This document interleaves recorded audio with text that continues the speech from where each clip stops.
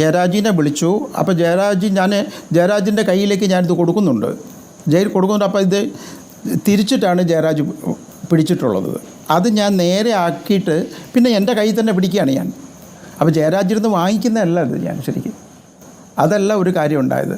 പക്ഷേ നിങ്ങൾ ക്യാമറയിൽ കാണുമ്പോൾ എൻ്റെ മനസ്സിൽ ജയരാജിൻ്റെ അടുത്ത് ജയരാജിൽ നിന്ന് വാങ്ങിക്കാനല്ല ഞാൻ പോണത്. ഈ should be with me, that's all. അത്രേ എനിക്കുണ്ടായിരുന്നുള്ളൂ. ഞാൻ ആസിഫ് അലിയിൽ നിന്ന് റിസീവ് ചെയ്ത സാധനമാണിത്. അല്ല, റിസീവ് ചെയ്യുമ്പോൾ ആ ഒരു സന്തോഷമോ ഒരു കൈ കൊടുക്കലോ ഒന്നും കണ്ടില്ലല്ലോ. റിസീവ് ചെയ്തതാണ്. ഇല്ല ശ്രീ രമേശ് നായർ, അങ്ങനെയാണെങ്കിൽ ആ റിസീവ് ചെയ്യുന്നതിൽ താങ്കൾക്ക് ഒരു സന്തോഷം ഉണ്ടായിരുന്നു? താങ്കളുടെ മുഖം വല്ലാതെ ഭാവമായിരുന്നു താങ്കളുടെ മുഖത്ത്. ക്യാമറ അതും ഒപ്പിയെടുത്തിട്ടുണ്ടല്ലോ, നമ്മൾ കണ്ട കാര്യമല്ലേ? തീർച്ചയായിട്ടും. അല്ല, അതിൻ്റെ ഒരു കാരണം ഞാൻ പറഞ്ഞല്ലോ. അതിൻ്റെ ഒരു കാരണം ഞാനൊരു വേറൊരു ഒറ്റപ്പെട്ടവനായിട്ട് വാങ്ങിക്കുന്നൊരവസ്ഥയാണ് എനിക്ക് അവിടെ നിന്ന് ഉണ്ടാകുന്നത്. അത് എൻ്റെ ഒരു സിറ്റുവേഷൻ ഒന്ന് ചെറുതായിട്ട് മനസ്സിലാക്കിയാൽ മനസ്സിലാവും. ഒറ്റപ്പെട്ട രീതിയിലാണ് എനിക്ക് അവാർഡ് തരുന്നത്. ഞാൻ അവരുടെ കൂടെ വാങ്ങിക്കേണ്ട ആളാണ്. അപ്പോൾ ഡെഫിനറ്റ്ലി എൻ്റെ സന്തോഷമല്ല ഉണ്ടാവും എനിക്ക് മനസ്സിന് വിഷമം തന്നെയാണ് ഉണ്ടായിരുന്നത്. പക്ഷേ ഒന്നുമില്ല, എനിക്ക് ആ ഡയറക്ടറും കൂടെ നിന്നിട്ട് തന്നു കഴിഞ്ഞാൽ എനിക്ക് സന്തോഷമായിരുന്നു. അത്രയേ ഉണ്ടായിരുന്നുള്ളൂ എനിക്ക്. പക്ഷേ ഇങ്ങനെയൊക്കെ മാറി മറിഞ്ഞ് വരുന്നതെന്ന് ഞാൻ വിചാരിച്ചിട്ടുള്ളത്.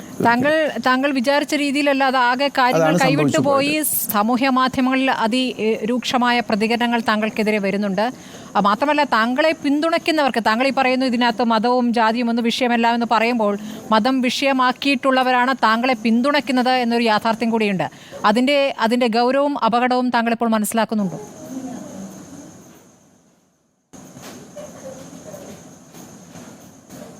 അതിനെപ്പറ്റി എനിക്കൊന്നും പറയാൻ പറ്റില്ല.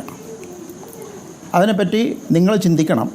ഞാൻ സംഗീതത്തെ ആരാധിക്കുന്നുണ്ടെങ്കിൽ ഞാൻ എൻ്റെ സംഗീതത്തെ കാണുന്നത് എവിടെന്നാന്ന് വെച്ചാൽ ഗഗ്ഗെ നസീർ ഖാൻ മുതലാണ്. എൻ്റെ ഉസ്താദ് ഗഗ്ഗെ നസീർ ഖാൻ മുതലാണ് എൻ്റെ സംഗീതം വരുന്നത്. എനിക്ക് അവിടെ ഒരു ഡിസ്ക്രിമിനേഷൻ ഇല്ല. അല്ലാവിൽ നിന്നാണ് ഞാൻ കൃഷ്ണനെ പാടുന്നത് എപ്പോഴും എന്നും. പക്ഷേ ഈ വർഗീയത നിങ്ങൾ ഇതിൻ്റെ അകത്ത് കൊണ്ടുവരാൻ ശ്രമിക്കുന്നത്, അത് ഞാൻ ഒരു കാര്യം കൊണ്ടുവരുന്നതല്ല ശ്രീ രമേശ് നാരായൺ. സ്വാഭാവികമായിട്ടും ഞാൻ ഇന്ന് അല്ലാവിനെ പാടിയിട്ടുണ്ടെങ്കിൽ കേൾക്കുക, ഞാൻ ഇന്ന് അല്ലാവിനെ പാടുന്നുണ്ടെങ്കിൽ ഞാൻ നാളെ അല്ലല്ല ഇത് ഞാൻ പറയട്ടെ, ഇത് സംഭവിക്കുന്നുണ്ടെങ്കിൽ ഇത് ജനങ്ങൾ ഉണ്ടാക്കുന്ന സംഭവമാണ്. ഞാൻ അങ്ങനെ ഒരു കാര്യമേ ചിന്തിച്ചിട്ടില്ല.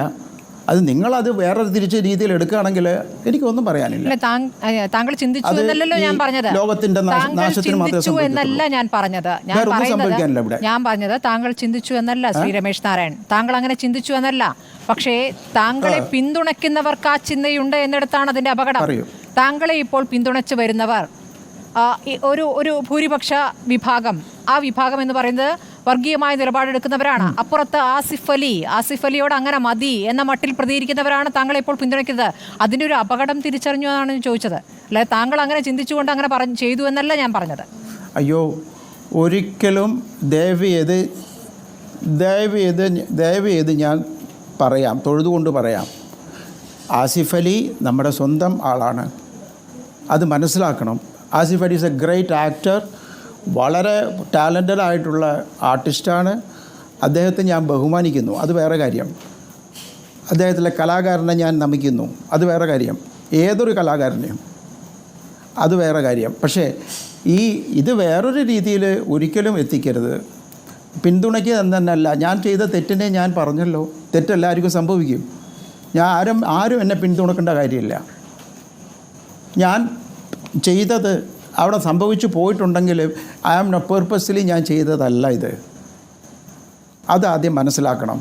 ഇത് യാദൃച്ഛികമായി സംഭവിച്ചു പോയതാണെന്ന് ഞാൻ പറഞ്ഞു ആദ്യം. ഈ കാര്യം നിങ്ങൾ മനസ്സിലാക്കണം. വളച്ചൊടിച്ച് വെറുതെ ക്വസ്റ്റ്യൻ ചോദിച്ച് ഇത് വഷളാക്കരുത്. യാദൃച്ഛികമായി എവിടെയും എന്തും സംഭവിച്ചു പോവാം. അത് തിരിച്ചറിയണം. നമ്മൾ തിരിച്ചറിയുന്നിടത്താണ് അതിന്റെ പ്രാധാന്യം ഇരിക്കുന്നത്. ശ്രീ രമേശ് നാരായൺ, താങ്കൾ അത് തിരിച്ചറിഞ്ഞിരിക്കുന്നു. താങ്കൾ ഖേദം പരസ്യമായി പ്രകടിപ്പിക്കുകയും ചെയ്തു.